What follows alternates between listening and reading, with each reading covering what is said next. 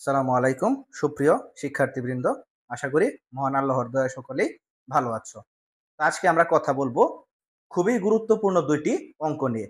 যে অঙ্কগুলা কিন্তু বারংবার আমাদের পরীক্ষার মধ্যে আসতে দেখা গিয়েছে।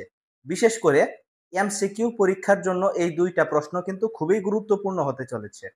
তো ২ টা প্রশ্নের মধ্যে ১ম প্রশ্ন হচ্ছে, কোন ৩ টি বাহু দিয়ে ত্রিভুজ অঙ্কন সম্ভব? এটা কিন্তু মোস্ট ইম্পোর্টেন্ট একটা অঙ্ক।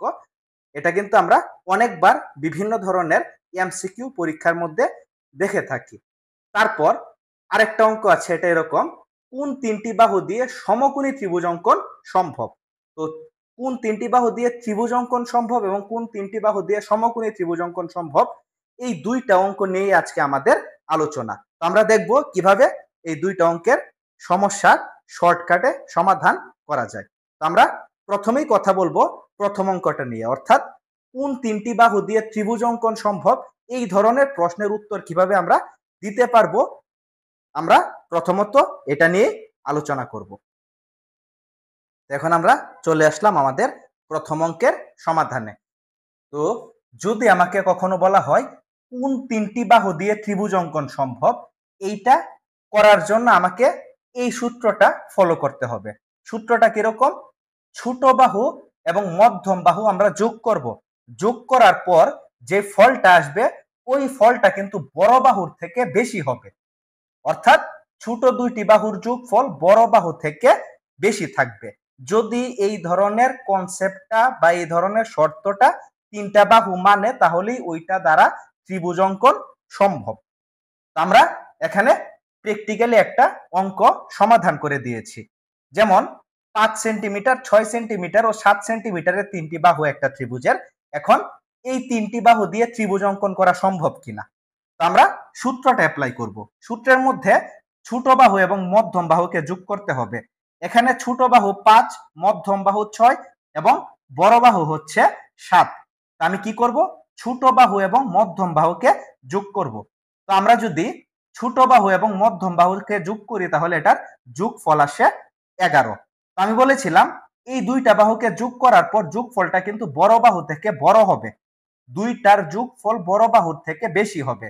তো ২টার যোগফল ১১ আর বড় বাহুটা ৭। তাহলে কি দেখা যাচ্ছে যে ২টার যোগফল বড় বাহুর থেকে বেশি। তার মানে এই ৩টি বাহু দিয়ে ত্রিভুজ অঙ্কন সম্ভব।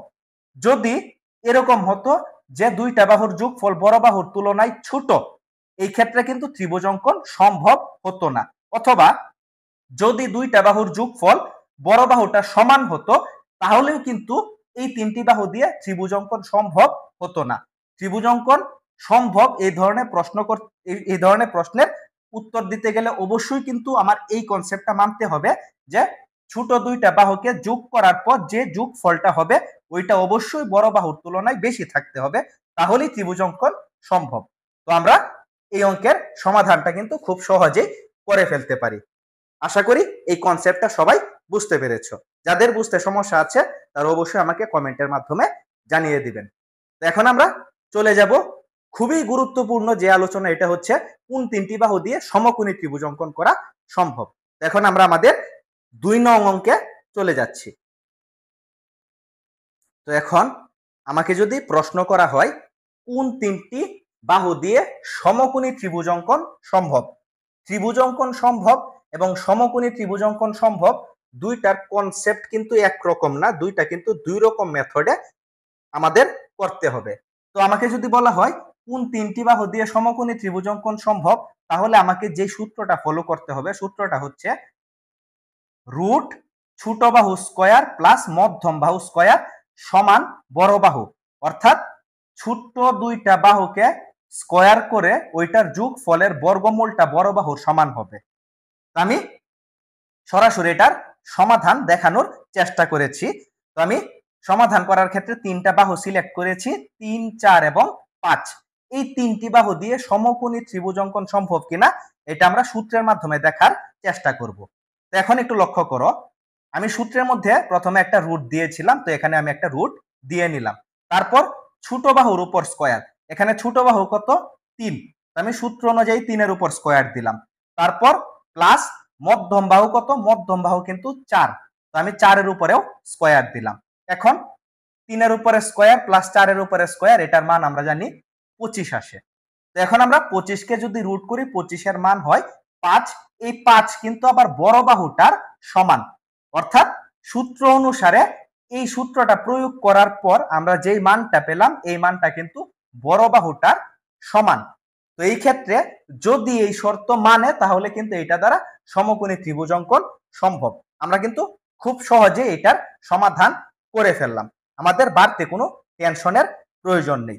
তো আমরা এই দুইটা মেথডের মাধ্যমে খুব সহজেই কিন্তু কোন তিনটি বাহু দিয়ে ত্রিভুজ অঙ্কন সম্ভব অথবা কোন তিনটি বাহু দিয়ে সমকোণী ত্রিভুজ অঙ্কন সম্ভব এই ধরনের প্রশ্নের যে সমস্যাটা আছে সমস্যাটা কিন্তু খুব সহজেই সমাধান করে ফেলতে পারি। তারপরেও যদি এই টপিকটা বুঝতে কারো কোনো জায়গায় সমস্যা থেকে থাকে তাহলে ওইটা কিন্তু আমাকে অবশ্যই অবগত করবেন। তো আজকের মতো আপাতত এই দুইটা গুরুত্বপূর্ণ নিয়মের টপিকের যে ক্লাসটা এটা এখানেই শেষ করে দিচ্ছি।